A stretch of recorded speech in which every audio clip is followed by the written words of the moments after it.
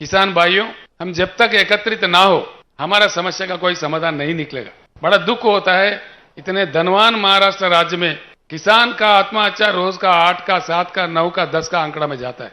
क्या यही हमारा किस्मत है किसानों का? एक ही समाधान सब साफ कर सकता है, एक ही हमारा, अगर हम प्रतिज्ञा ले ले, सारे किसान चुनाव के समय इकट्ठे रहे, किसानों को पार्टी को खड़ा करे, तब जाके हमारा बिल्कुल समस्या सुलझ सकता है। इसमें मुझे कोई शक नहीं।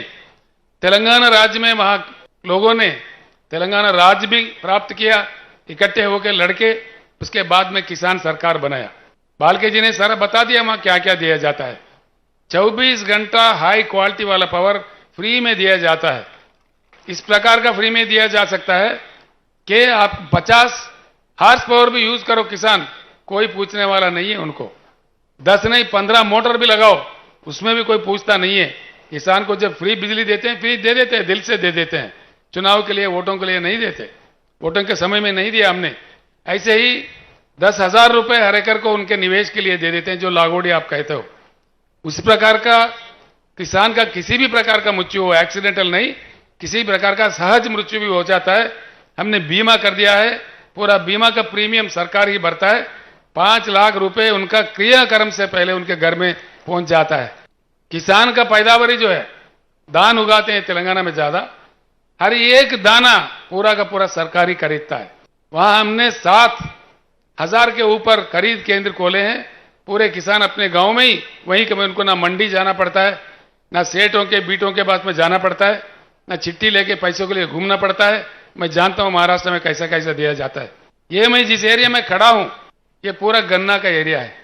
गन्ना के दाम के लिए हर साल क्यों किसानों को लड़ना पड़ता है? क्या कमी है? क्या दम नहीं है सरकार में? इतना भी एक साल में बुला के इसको सुलझ दे।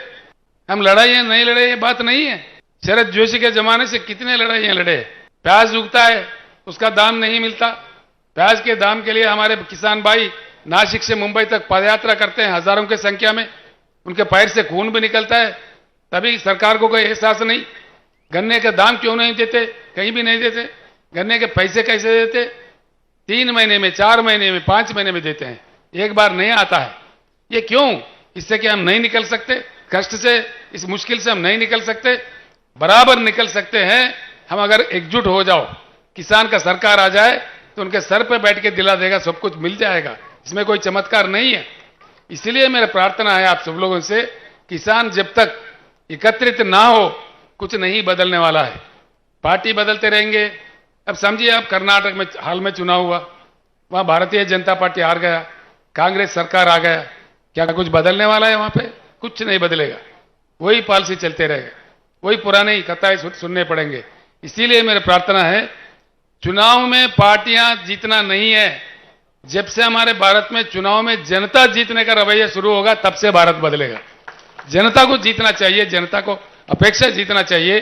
चुनाव के दूसरे दिन से ही उनके तहत काम होना चाहिए। ये वेरी इंपॉर्टेंट चीज है, ये समझने की बात है।